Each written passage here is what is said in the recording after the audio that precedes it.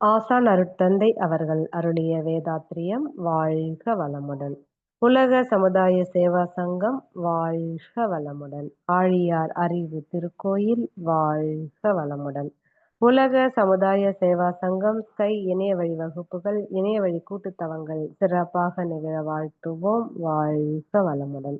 உலகம் முழுவதும் உள்ள மனவளக்கலை மன்ற அறக்கட்டளைகள், தவ மையங்கள் சிறப்பாக நிகழ வாழ்த்துவோம். வாழ்க வளமுடன். இன்றைய நிகழ்வில் கலந்து கொண்டுள்ள அன்பர்களும் அவர் தம் அன்பு குடும்பங்களும் வாழ்க வளமுடன். இரண்டொழுக்க பண்பாடு. நான் எனது வாழ்நாளில் யாருடைய உடலுக்கும் மனதுக்கும் துன்பம் தரமாட்டேன். துன்பப்படுவோருக்கு என்னால் முடிந்த உதவிகளை செய்வேன். நான் எனது வாழ்நாளில் யாருடைய உடலுக்கும் மனதுக்கும் துன்பம் தரமாட்டேன். துன்பப்படுவோருக்கு என்னால் முடிந்த உதவிகளை செய்வேன். நான் எனது வாழ்நாளில் யாருடைய உடலுக்கும் மனதுக்கும் துன்பம் தரமாட்டேன். துன்பப்படுவோருக்கு என்னால் முடிந்த உதவி. வாழ்க வையகம், வாழ்க வையகம், வாழ்க வளமுடன். உலக நலவேற்பு. உலகிலுள்ள பொறுப்புடைய தலைவரெல்லாம் உயிரறிவை உள்ளுணர்வாய் பெறுதல் வேண்டும். உலகனைத்து நாடுகளின் எல்லை காக்க ஓர் உலக கூட்டாட்சி வலுவாய் வேண்டும். உலகில் போர் பகை அச்சமின்றி மக்கள் உழைத்துண்டு வளம் காத்து வாழ வேண்டும். உலகெங்கும் மனித குலம் அமைதி எனும் ஒரு வற்றாத நன்னிதி பெற்று உய்ய வேண்டும். வாழ்க வையகம், வாழ்க வையகம், வாழ்க வளமுடன். மழை வாழ்த்து. ஏரி குளம் கிணறு ஆறு எல்லாம் நிரம்பி வழிய மாறி அளவாய் பொழிக மக்கள் வளமாய் வாழ்க. ஏரி குளம் கிணறு ஆறு எல்லாம் நிரம்பி வழிய மாறி அளவாய் பொழிக மக்கள் வளமாய் வாழ்க.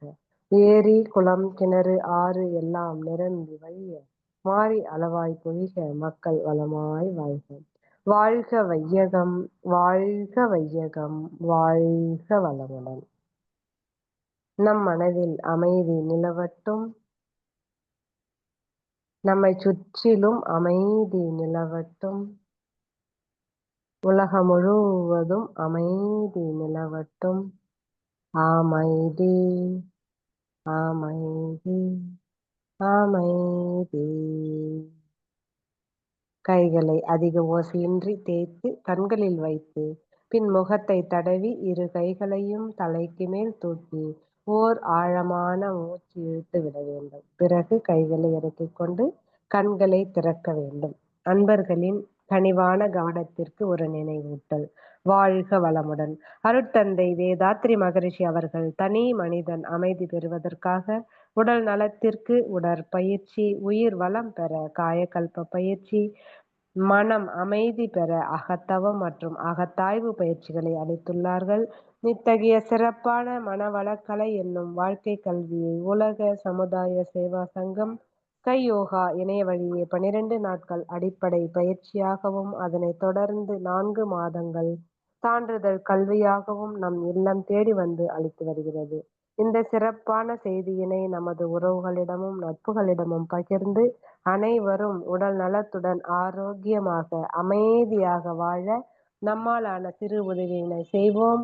மகரிஷியின் கனவாம் உலக அமைதிக்கு நம்மால் என்ற சிறு தொண்டினை செய்து குருவின் கனவினை நனவாக்குவோம். மேலும் விவரங்களுக்கு kundaliniyoga.edu.in இணையதளத்திற்கு செல்லவும். வாழ்க வளமுடன். தவத்தினை தொடர்ந்து சமநோக்கு என்ற தலைப்பில் சிந்தனை விருந்து வழங்க பேராசிரியர் அருள்நிதி சீதாலட்சுமி அம்மா அவர்களை அன்புடன் அழைத்தமர்கிறோம். வாழ்க வளமுடன் அம்மா. வாழ்க வளமுடன்மா. நன்றி அம்மா. வாழ்க வளமுடன். வாழ்க வளமுடன் அம்மா. வாழ்க வையகம், வாழ்க வையகம், வாழ்க வையகம், வாழ்க வளமுடன். குரு வாழ்க, குருவே துணை. வளர்க வேதாத்திரியம். அனைவருக்கும் இனிய மாலை வணக்கங்கள். வாழ்க வளமுடன் என்று வாழ்த்துக்கள். Sky yoga online evening meditation இணைய வழித்தளத்தில் வகுப்பில் கலந்து கொண்டிருக்கும் அத்தனை இருப்பால் மெய்யன்பர்களையும் வணங்கி வாழ்த்தி மற்றும் மிக அருமையாக தவம் இயற்றி கொடுத்த சகோதரி நாகராணி புருஷோத்தமன் அம்மா அவர்களையும் நன்றிகளையும் வாழ்த்துக்களையும் தெரிவித்துக் கொண்டு அவர்கள் தம் அன்பு குடும்பமும் அருட்பேராற்றல் கருணையினால் உடல் நலம், நீளாயுள், நிறை செல்வம், உயர் புகழ், மெய்ஞானம் ஓங்கி வாழ்க வளமுடன். வாழ்க வளமுடன். வையமெல்லாம் வாழட்டும், வாழ்க்கை வளம் காத்தினதாய் வளரட்டும் மெய்யறிவு, வாழ்க்கை இன்பம் துய்த்தலிலே உய்ய மெய்ப்பொருள் நாட்டம் உலகெங்கும் மக்களிடம் ஓங்குக மேலோங்குக நம் உள்ளங்கள் ஒன்றுபட என்ற மகர்ஷியின் வாழ்த்துறையை முன்வைத்து இன்றைக்கு சம நோக்கு என்ற சிந்தனையை நாம் அனைவரும் சிந்திக்கலாம். சம நோக்கு என்றால் எல்லோரையும் சமமாக பாவிப்பது. இவர்கள் ஏழை அந்த மாதிரி நினைக்காம எல்லோருமே சமமாக, இவர்கள் கீழ் ஜாதியினர் அந்த மாதிரி நினைக்காம, இவர்கள் படிக்காதவர்கள், இவர்கள் வேலை இல்லாதவர்கள் அப்படின்னு ஒரு வேறுபாடு இல்லாமல் எல்லோரையும் சமமாக பாவிப்பது. இது ஆங்கிலத்துல என்ன சொல்லுவாங்கன்னா ஈக்குவல் ஏம் அப்படிங்கிறாங்க. மகர்ஷி அவர்கள் இந்த அருகுணத்துல அந்த உயர்வு தாழ்வு மனப்பான்மையில நேர் நிறை உணர்வாக மாற்ற சொல்கிறார். வேதாத்திரி மகர்ஷி அவர்களின் சமநோக்கு என்பது உலக அமைதியை முன்வைத்துதான் அனைவரும் பயன்படும் வகையில் மனவளக்கலையை உருவாக்கி இருக்கிறார். இதன் நோக்கமே என்னென்றால் சமுதாய சிக்கல்களுக்கு தீர்வு காண்பது. மனிதன் தன்னுடைய 6வது அறிவின் சிறப்பை உணர்ந்து கொண்டு, தன் மதிப்பை உணர்ந்து கொண்டு, சமுதாய மதிப்பையும் உணர்ந்து கொண்டு எல்லோரும் சமமாக அந்த சமூக வளம் பெறுவதற்காக உழைக்க வேண்டும் என்று அப்படின்னு மகர்ஷிகள் நினைக்கிறாங்க.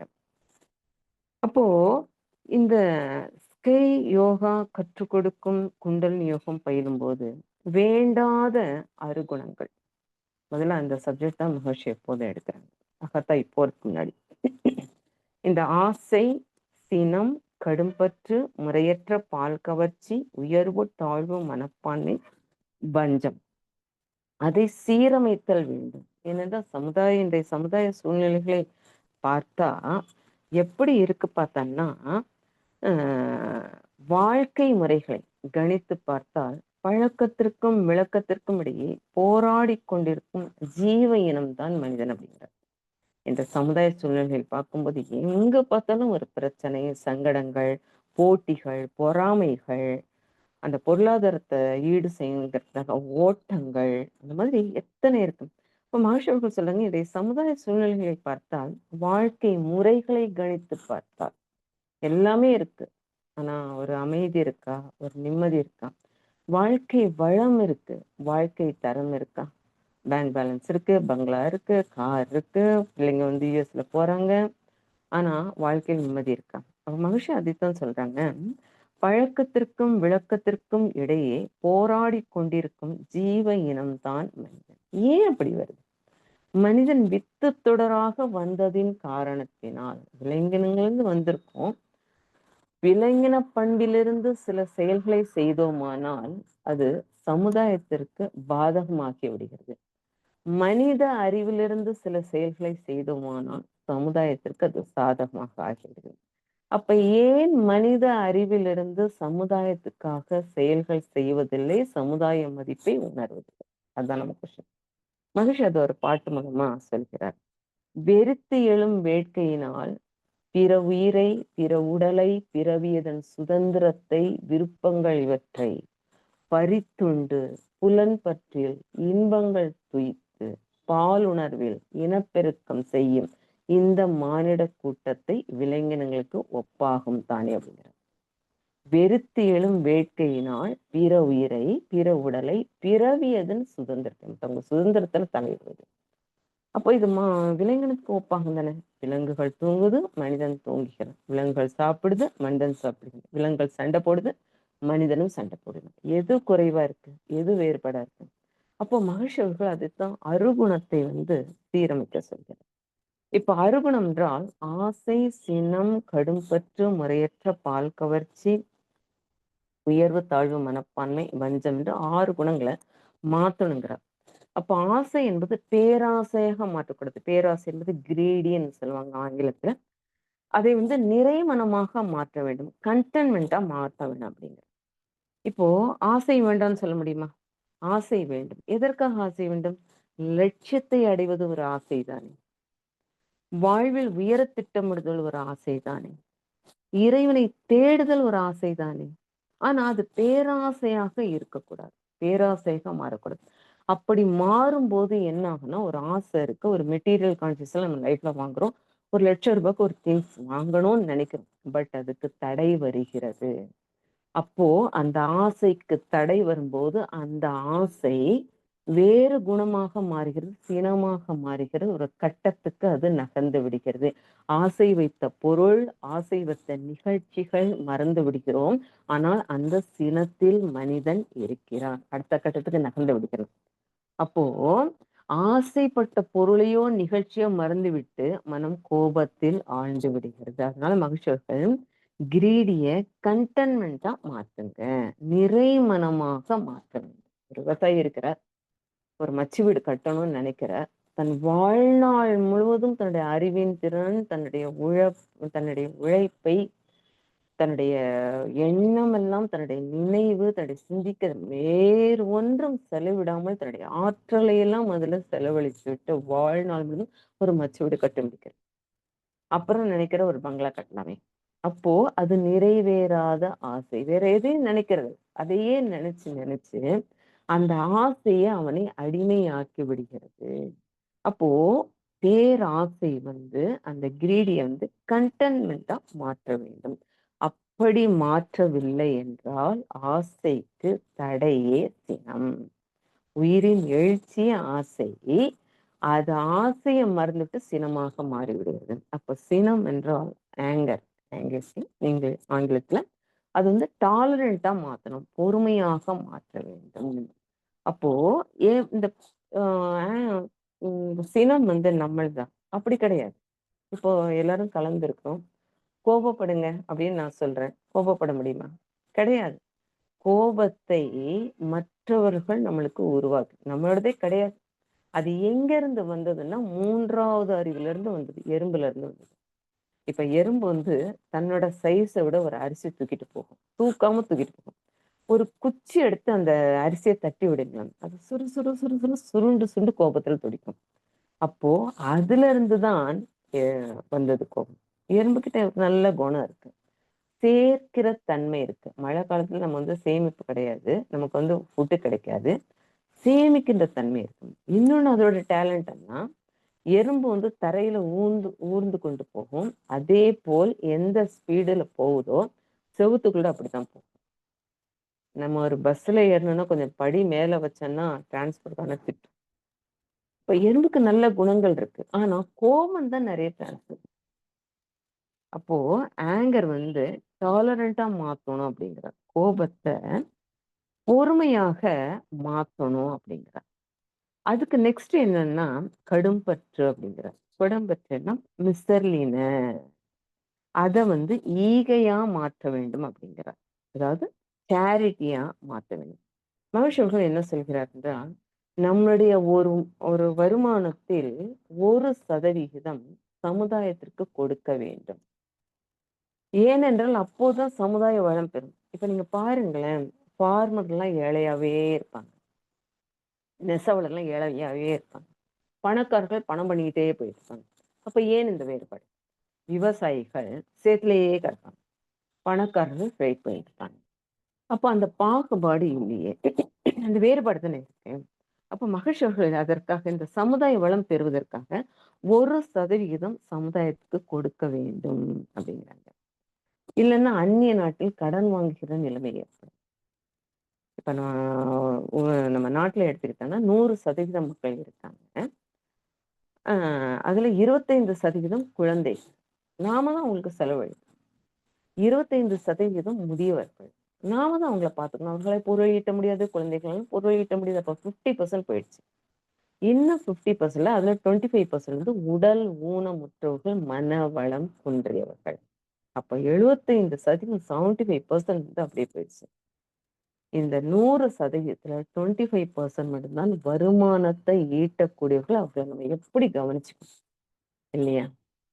அப்போ அதைத்தான் மகர்ஷி திருவள்ளுவர் என்ன சொல்றாருன்னா, இலர் பலராகிய காரணம் நோற்பார் சிலர் பலர் நோகாதார். வீட்டுல ஒருத்தர் உழைப்பாரு, 4 பேர் உட்கார்ந்து சாப்பிடுவாங்க.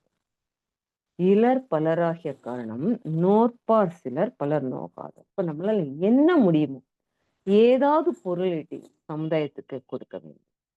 அதுக்கப்புறம் பார்த்தா முறையற்ற பால் கவர்ச்சி அப்படிங்கிறாங்க. இம்மாரல் செக்ஷுவல் பேஷன் அப்படிங்கிறாங்க. அது வந்து கற்பு நெறியாக மாற்ற வேண்டும். சாஸ்டிட்டி அப்படிங்கிறாங்க. நம்ம ராமாயணம் படிச்சிருக்கோம். ராமாயணத்துல ராவணன் வந்து மிக பெரிய தவசாரி, அசுரர்களுக்கே தலைவன். அசுரர்கள் எவ்வளவு பலம் வாய்ந்தவர்கள். அப்ப அசுரர்களுக்கு தலைவன், சிவபக்தன், வில் வித்தன், அவ்வளோ பேர் பட்டு 10 தலைன்னு சொல்லுவாங்க, 10 ஆற்றல் உடையவன். தவம் செய்து தவம் செய்து தவம் செய்து லங்கேஸ்வரிய சுவர்ணபுரியா ஆக்கின. ஆனா ஒரே ஒரு வீக்னஸ், அந்த முறையற்ற பால் கவர்ச்சி. அதனால தன்னுடைய இலங்கையை வந்து கருகினது. அண்ணன் தம்பிகளை இழந்தார்கள். தன்னுடைய எல்லாமே சொத்தெல்லாம் பறிபோம். ராஜ்யமும் போனது. ராஜ்யம் வந்து விபீஷன்கிட்ட கொடுத்துட்டாங்க ராமன். அப்போ அந்த ஒரு வீக்னஸ் இருந்த காரணத்தினால் எல்லாமே அழிந்தது. அப்போ முறையற்ற பால் கவர்ச்சி கற்ப நெறியாக மாற்ற வேண்டும், சேசிட்டியாக மாற்ற வேண்டும் அப்படின்னு. நெக்ஸ்ட் பார்த்தோம்னா உயர்வு தாழ்வு மனப்பான்மை, வேனிட்டி, அதாவது இன்ஃபியாரிட்டி சுப்பியாரிட்டி காம்ப்ளெக்ஸ், சமநோக்காக மாற்ற வேண்டும். அதைத்தான் மகிழ்ச்சிகள் நேர் நிறை உணர்வு, அதாவது பேரிட்டி. சமநோக்கம்னா ஈக்குவலி, அது வந்து பேரிட்டியா மாற்றணும். இன்ஃபியாரிட்டி இந்த காம்ப்ளெக்ஸ் வந்து பேரிட்டியா மாற்றணும் பிறகு. அப்போ இப்போ நம்ம வந்து இப்போ வேலைக்காரங்க இருக்காங்க, நம்ம என்னைக்காவது போயிட்டு அவங்க வீட்டுக்கு போயிருக்கோமான்னா ரொம்ப கம்மி. ஓஷோ சொல்வார் ஒரு வார்த்தை, பணிவிடை செய்து பணிவிடை காண் அப்படிங்கிற. வீட்டுல வேலைக்காரி வச்சிருக்கோம், பாத்திரம் தேய்க்கிறாங்க, பெருக்குறாங்க, துடைக்கிறாங்க, கடை சாமான் கொண்டு வராங்க. நம்ம எவ்வளோ கொட்டி கொடுத்தாலும் ஈடாகாது. கர்மா அது சமமாக. அவர்கள் வீட்டுல போய் நம்ம பாத்திரம் தேய்க்கணும், அப்பதான் கர்மா வந்து ஈக்குவலா. எவ்வளோ நம்ம பல கோடி கொடுத்தாலும் அதாகாது. அதைத்தான் பணிவிடை செய்து பணிவிடை காண் அப்படிங்கிறாங்க. அப்போ வேலைக்காரங்கன்னு ஒரு சிப்பஸ்ட் இல்லாம அவர்களையும் நம்ம வீட்டுல சமமாக நடத்தணும். ஒரு நாள் வரல என்ன ஆகுது, 2 நாள் வரல என்ன ஆகுது. அப்போ சமநோக்காக பார்க்க வேண்டும். இதுல வந்து ஒரு காந்திஜியோட ஒரு இது நம்ம பார்க்கலாம். காந்திஜி வந்து லா படிச்சுட்டு இருந்தார் 1893. அவர் வந்து வக்கீல் படிப்பு படிச்சுட்டு இருந்தாரு குஜராத் மாநிலத்துல ராஜ்கோட். அப்போ வந்து அவருக்கு வந்து சவுத் ஆப்பிரிக்கால இருந்து ஒரு ஆஃபர் வந்தது. ஒரு சேட் வந்து அப்துல்லாங்கிற வந்து ஒரு டெரரிசம் போராட்டத்துல கலந்து கொள்வதற்காக அதை ஃபைசல் பண்றதுக்காக கூப்பிட்டு இருந்தாங்க. உடனே காந்திஜி என்ன பண்றா, பிளைட் ஏறி சவுத் ஆப்பிரிக்கா போனார். சவுத் ஆப்பிரிக்கா போய் டர்பனுக்கு போனார். டர்பனுக்கு போயிட்டு பிரிஸ்டோரியா அந்த இடத்துல போகணும்.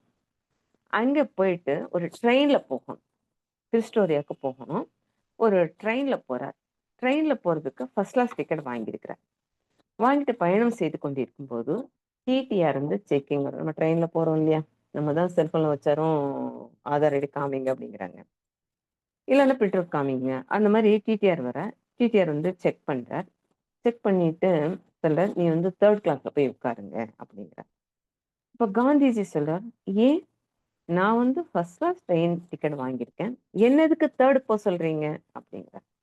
அப்ப அவர் சொல்றாரு, நீ ஒரு இந்தியன், நீ ஒரு கருப்பன் அப்படிங்கிறார். அப்போ இவர் போக மாட்டேன் அப்படிங்கிறார். இவர் போக மாட்டேன் அப்படிங்கிறார். டிடிஆர் என்ன பண்றாருன்னா, பீட்டர் மாரிக் ஸ்டபர்க் என்ற ஸ்டேஷன்ல காந்திஜியை தள்ளி விட்டுறார். அவரோட ட்ரங்க் பாக்ஸ், அப்பெல்லாம் ட்ரங்க் பாக்ஸ் தானே, இப்பதானே சூட்கேஸ் இதெல்லாம் வருது. அப்ப ட்ரங்க் பாக்ஸை தூக்கி அப்படியே அந்த பீட்டர் மாரிக் ஸ்டபர்க் ஸ்டேஷன்ல தள்ளி விட்டுறார். தள்ளி விட்ட உடனே ட்ரெயின் போயிடுது. அப்பதான் அவர் வந்து நினைக்கிறார், நாம இந்தியா திரும்பி போக கூடாது. என்னையே லா படிச்சவங்களையே அவர்கள் சவுத் ஆப்பிரிக்காக்காரங்க எப்படி ட்ரீட் பண்றாங்க, சாதாரண இந்தியர்களை அவர்கள் எப்படி ட்ரீட் பண்ணுவாங்க. எவ்வளவு அவமானம், எத்தனை அவமானம். அப்ப பாக்குறாரு, இந்த அவமானத்தை பாசிட்டிவா மாத்துற, மைனஸ பாசிட்டிவா மாத்த. அங்கேதான் சத்தியாகிரக போராட்டம்ங்கிற ஒரு சீட் அவர் போடுறார். எங்க? பீட்டர் மாரிஸ் டபக்ல அந்த ஸ்டேஷன்ல அவர் விழுந்தார் பாருங்க, அந்த இடத்துலதான் சத்தியாகிரக போராட்டம்ங்கிற விதையே விதைக்கிறார். அப்பெல்லாம் மகாத்மா கிடையாது, வெறும் ஆர்டினரி வக்கீல் படிக்கிறவர், தேச தந்தை கிடையாது அப்பெல்லாம். அப்ப அவர் இன்சல்டேஷன் அவர் என்ன வாக்கியது பாருங்க, சத்தியாகிரகம் போராட்டம் நடத்தி அதுல வின் பண்ணி சுதந்திரத்தை வாங்கி கொடுத்து இன்னைக்கு குழந்தை முதல் அந்த பெரியோர்கள் வரையில் தினமும் கைகளில் தவழுகின்ற அந்த ரூபாய் நோட்டுகளில் சிரித்து கொண்டிருக்கிறார். எத்தனை ஜெனரேஷன் போனாலும் அந்த காந்தியோட மகாத்மாவோட போட்டோ மாறுமா? மாறவே மாறும். அவருடைய உண்மை, அவருடைய சத்தியம், அவருடைய நேர்மை. பிளாக் கரன்சிலும் கூட வந்து சிரிச்சுட்டு இருக்கு, பிளாக் மணியில ஒரு சிரிச்சுட்டு இருக்கு. அப்போ எப்பேற்பட்ட ஆளுமை திறன் பாருங்க. அப்போ சம நோக்காக எல்லா இடத்துலையும் வேண்டும்.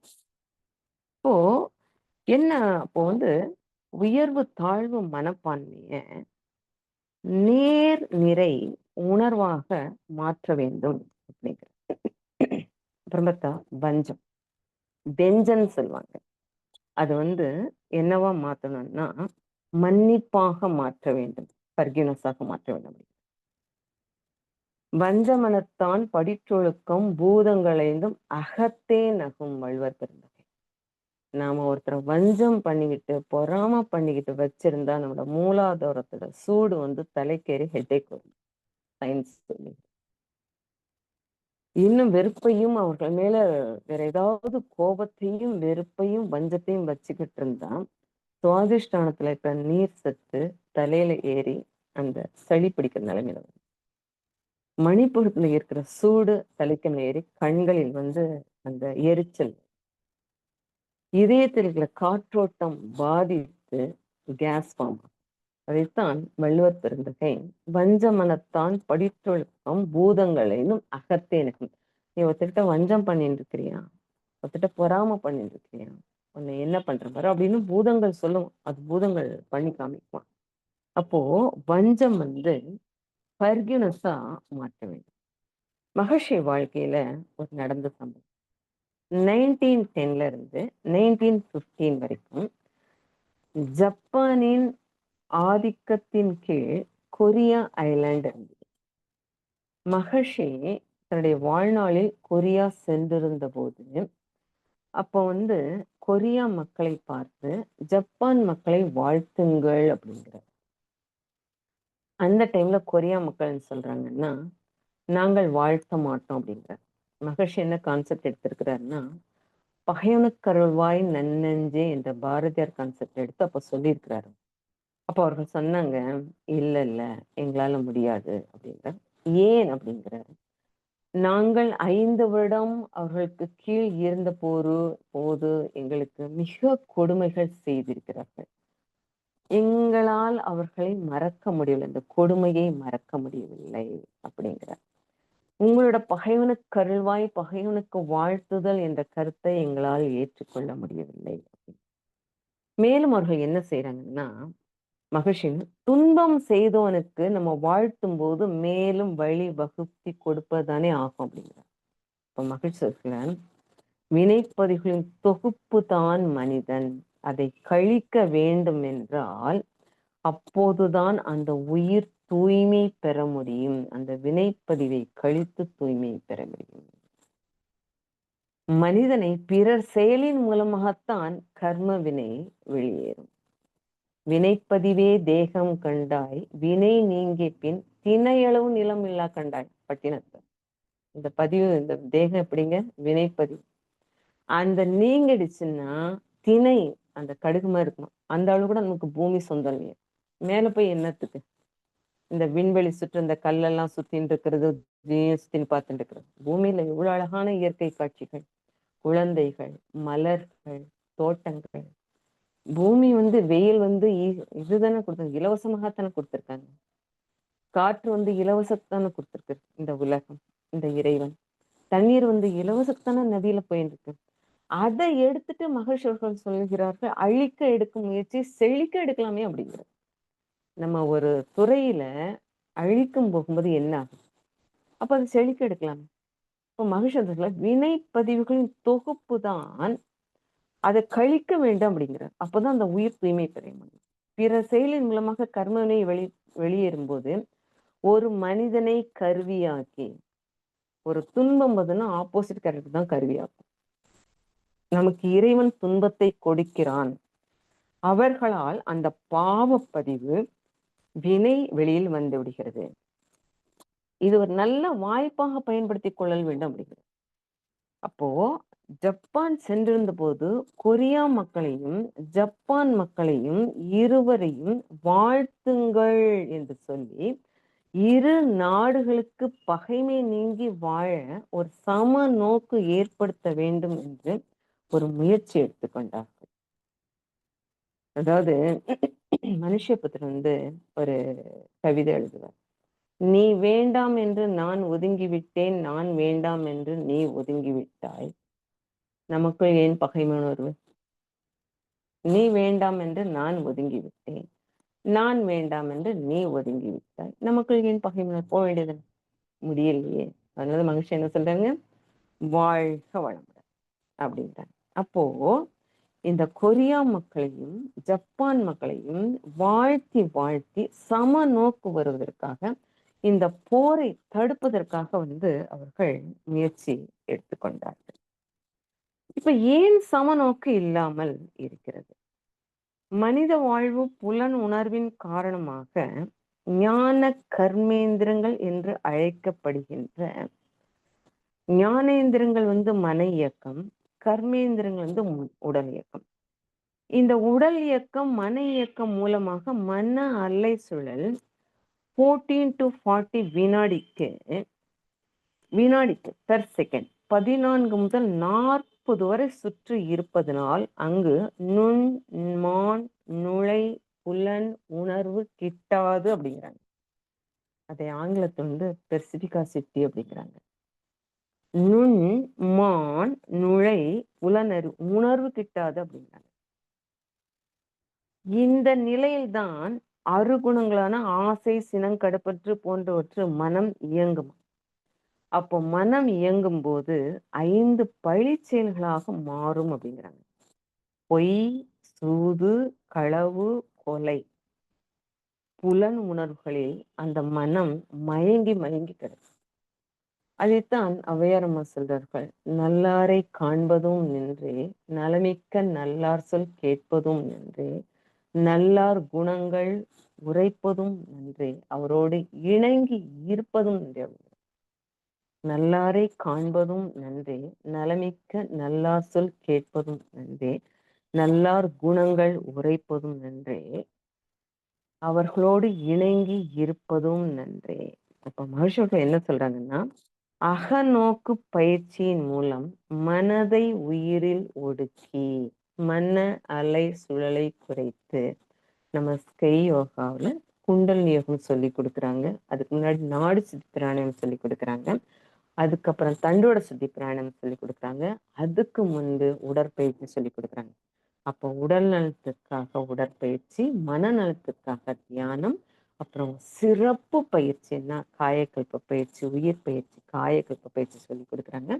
குணநல பேர் செய்து விஸ்டம் ஆறதுக்காக அவங்க சொல்லி கொடுக்குறாங்க. அப்போ அகப்பயிற்சியின் மூலமாக மனதை உயிரில் ஒடுக்கி உயிரின் நிலையை அறிந்து, எப்ப குண்டலினி யோகம் பயில்கின்றோமோ உயிரின் இயல்பு, உயிரின் ஆற்றல், உயிரின் செய்கை, உயிரின் அசைவை உணர முடியும்.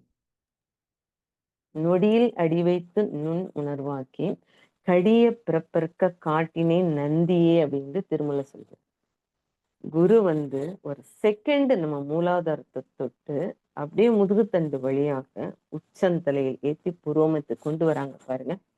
மகர்ஷியோட அந்த டெக்னிக் யாருமே எந்த யோகாலும் அவ்வளவு ஈஸியா சொல்லி கொடுக்க முடியல. அப்போ அப்படி இருக்கும்போது தெய்வ உணர்வு பெறுவதால் நான் விலங்கினங்களிலிருந்து வந்திருக்கிறேன், திருப்பியும் விலங்கினத்துக்கு போக மாட்டேன், இறைவனை தேடும் சவாலில் இருப்பேன் என்று மன உறுதியை கொண்டு குணநல பேரது சொல்லுவாங்க. தற்சோதனையில் எடுக்கும் முடிவை கொண்டு தவத்தினால் கிடைக்கும் மன உறுதியை கொண்டு எதிர்கால வாழ்க்கைக்கு செம்மைக்கு பயன்படுத்திக் கொள்ளும் முறையே குணநல பேரு அருகுண சீரமைப்பும். அப்போ தெய்வ உணர்வு பெறுவதால் மனிதனுக்கு உயர் பேரு கெட்டுகிறது. அப்போது இங்கு ஆகாமியவினை பழி செயல் பதிவு தோன்றாது, முன்பு இருந்த இம்பிரின்ஸ் பதிவுகள் முறிந்துவிடும். அகத்தவத்தாலும் அறநெறி உணர்வாலும் மனிதன் மன தூய்மையும் வினை தூய்மையும் பெற முடியும். அப்போ வள்ளுவர் பெருந்தகை சொல்கிறார், ஒத்த அறிவான் உயிர் வாழ்வான், மற்றவர்களும் செத்தாரில் வைக்கப்படும் அப்படின்னு. ஒத்த அறிவான் உயிர் வாழ்வான், மற்றவர்களும் செத்தாரில் வைக்கப்படும். இந்த மன்னிப்புங்கிறது ஒண்ணு சொல்றேன். ஒரு மைக்கேல் ஏஞ்சல் அப்படிங்கிறவர் ஏதென்ஸ் நகரத்துல இயேசுக்காக ஒரு பெரிய சர்ச்சு கட்டுறார். அப்ப பெரிய சர்ச்சு கட்டும்போது அவரோட கையால ஒரு வரைபடம் இயேசுக்கு வரையணும்னு நினைச்சாரு. ஒரு கிராஃப்ட் எடுத்துட்டு வரைகிறாரு. இனாகிரேஷன் டே வந்துருது, நாளைக்கு அந்த போட்டோ வைக்கணும். அப்போ வைக்கணும்னு சொல்லிட்டு வரைகிறார். ஆனால் இயேசுவோட முகம் மிகவும் கருணையும் அன்பும் வாய்ந்த முகம். அந்த முகத்தில் ஒரு கண்களில் இமை அருகில் கூட அந்த வஞ்சமோ அந்த பொறாமையோ அந்த குணம் இருக்காது. அப்போ அவருக்கு வரல, அந்த அந்த அன்பும் கருணையும் முகம் வரல. இவர் பல சார்ட் கிழிச்சு போட்டு பல பணம் எல்லாம் வேஸ்ட் பண்றாரு, கலர் ஸ்கெட்ச் எல்லாம் வேஸ்ட் பண்றாரு, டிராயிங் மெட்டீரியல்ஸ் வேஸ்ட். ஆனா அந்த முகம் அன்பும் கருணையும் முகம் வரல. அப்போ அவர் எனக்கு ஏன் வரல அப்படின்னு நேர குருநாதர்கிட்ட ஓடி போறேன். எனக்கு இயேசுவின் முகம் அன்பும் கருணையும் வர முடியல. ஏதோ ஒரு இடத்துல உதட்டுல ஒரு வஞ்சமாட்டும், ஒரு கோபம் உணர்வாட்டும் கன்னத்துல இருக்கும், அந்த மாதிரி எனக்கு ஏன் வர முடியும்? குருநாதர் சொல்ல, நீ யாரிடமாவது கோபம் வைத்துக் கொண்டிருக்கிறாயா, வெறுப்பை வைத்துக் கொண்டிருக்கிறாயா, பொறாமையை வைத்துக் கொண்டிருக்கிறாய், வஞ்சம் வைத்துக் கொண்டிருக்கிறாய்? ஆமா அப்படின்னு. அவங்ககிட்ட போய் மன்னிப்பு கேளு அப்படின்னு. அவங்ககிட்ட போய் நீங்க தாழ்மையுடன் மன்னிப்பு கேளு. உடனே அவர் போறார். போன உடனே அங்க எளிமையை தேடி போறார். அவர் உடனே வாங்க வாங்கம்மான்னு கூப்பிடும். அப்போ 2 பேருக்கும் மனது சமநோக்காக என்னை மன்னிச்சிடுங்க அப்படின்னு. அவர் இல்ல மன்னிக்கிறதுக்கு என்ன இருக்கு, நீங்க சொன்னது எனக்கு ஒன்றும் பெரிய விஷயம் இல்லை, என்னோட தவறை உணத்துக்கு தானே நீங்க சொன்னீங்க. அவர் அந்த இந்த மன்னிப்பு சமநோக்கம். நான் இவர் தப்பு பண்ணவன் என்ன மன்னிப்புக்கு அந்த ஈகோ இல்லாம, ஈகோ மீன்ஸ் எரடிகேட்டட் காட். ஈகோ இருந்தாலே கடவுள் தன்னை வெளில போயிடுங்க. அந்த டிக்ஷனரியில போய் பாருங்க, ஈகோ மீன்ஸ் இஜிஓ, எரடிகேட்டட் காட். அப்போ ஈகோ இல்லாம அவர் சொல்றாரு, இல்ல நான் தான் தப்பு பண்ணினேன், நான் தான் வாங்க. அப்ப 2 பேரும் சமநோக்கம் வந்தோடனே திருப்பி போய் அந்த சார்ட் போய் வரைகிறாரு. ஏதென்ஸ் நகரத்துல அந்த ஜீசஸோட முகம் அன்பும் கருணையுமா அழகாக வெளிப்படுது. மன்னிப்பு அவ்வளவு பெரிய விஷயம். மன்னிப்பு கொடுங்க. யாராவது செஞ்சுட்டாங்க, ஓகே டன், ஒன்றும் பிரச்சனை இல்லை, மறந்துடணும். அப்பவே அதை வச்சுக்கிட்டு ரொம்ப மத்தவங்க தனக்கும் கெடுதல் மற்றவங்க. அப்போ கிரீடியை கண்டென்மெண்டா மாத்தணும். அப்போ ஆங்கரை டாலரண்டா மாத்தணும். மிசலினஸ் சேரிட்டியா மாத்தணும். அப்புறம் இந்த இம்மாரல் செக்ஷுவல் பிரஷர் சேசிட்டியா மாத்தணும். உயர்வு தாழ்வு மனப்பான்மை வேனிட்டி காம்ப்ளெக்ஸ் பேரிட்டியா மாத்தணும். வெஞ்சன்ஸ் பர்கினஸா மாத்தணும். வாழ்க்கையுடன் இந்த சிந்தனையை நிறைவு செய்து கொள்கிறேன். இந்த நல்ல வாய்ப்பை நன்றி பாராட்டி அத்தனை பேருக்கும் நன்றிகளையும் வாழ்த்துக்களையும் இவ்வளவு தூரம் பொறுமையாக கேட்டதற்காக நன்றிகளையும் பாராட்டுகளையும் தெரிவித்துக் கொண்டு இந்த சிந்தனையை முடித்துக் கொள்கிறேன். வாழ்க வளமுடன், வாழ்க வளமுடன், வாழ்க வளமுடன். நன்றிகள் அம்மா. வாழ்க வளமுடன். மிக சிறப்பான ஒரு சிந்தனை உரை. மிகவும் சிறப்பாக சிந்தனை உரை நிகழ்த்திய பேராசிரியரை அனைவரும் சேர்ந்தே வாழ்த்துவோம். பேராசிரியர் அருள்நிதி சீதாலட்சுமி அம்மா அவர்கள் வாழ்க வளமுடன். அவர் தம் அன்பு குடும்பம் அருட்பேராற்றல் கருணையினால் உடல் நலம், நீலாயுள், நிறை செல்வம், உயர் புகழ், மெய்ஞானம் ஓங்கி வாழ்க வளமுடன், வாழ்க வளமுடன், வாழ்க வளமுடன். ஸ்கை ஆன்லைன் மெடிடேஷன் தினசரி நிகழ்வுகள் பற்றிய அறிவிப்புகள். காலை 5 மணிக்கு மகரிஷியின் பாடல்கள், காலை 5:30 மணிக்கு தவம், தொடர்ந்து 6 மணிக்கு வீடியோ, ஆடியோவில் உடற்பயிற்சி வகுப்பு இடம்பெறும். அதை பார்த்து கொண்டே நாம் செய்யலாம். மாலை 6 மணிக்கு மகரிஷியின் பாடல்கள், மாலை 6:25க்கு மாலை காயகல்பம், மாலை 6:30 மணிக்கு தவம், மாலை 7 மணிக்கு சிந்தனை உரை, மாலை 7:30க்கு உலக நல வாழ்த்துடன் நிறைவு. பிரதி சனி மாலை தவத்தினை தொடர்ந்து மாலை 7 மணி முதல் 7:30 மணி வரை ஐயம் தெளிதல் நிகழ்வு நடைபெறும். பிரதி ஞாயிறு மாலை 7 மணி முதல் 7:30 மணி வரை சிறப்பு சிந்தனை நடைபெறும். நிகழ்ச்சி நிறைவாக உலக நல வாழ்த்து. உலகமெல்லாம் பருவமழை ஒத்தபடி பெய்யட்டும், உழவரெல்லாம் தானியத்தை ஓப்புடனே பெருக்கட்டும், பல தொழில்கள் புரிகின்ற பாட்டாளி உயரட்டும், பகுத்துணர்வில் தொகுத்துணர்வு பண்பாட்டை உயர்த்தட்டும், கலகங்கள் போட்டி பகை கடந்து ஆட்சி நடக்கட்டும், கல்லாமை கடன் வறுமை களங்கங்கள் மறையட்டும், நல வாழ்வை அளிக்கும் மெய் ஞான ஒளி வீசட்டும், நம் கடமை அறவாழ்வின் நாட்டத்தே சிறக்கட்டும், நம் கடமை அறவாழ்வின் நாட்டத்தே சிறக்கட்டும், நம் கடமை அறவாழ்வின் நாட்டத்தே சிறக்கட்டும். வாழ்க வளமுடன். மன மகிழ்வோடு இன்றைய நிகழ்வினை நிறைவு செய்து கொள்வோம். அனைவருக்கும் நன்றி. வாழ்க வளமுடன். வாழ்க வளமுடன்.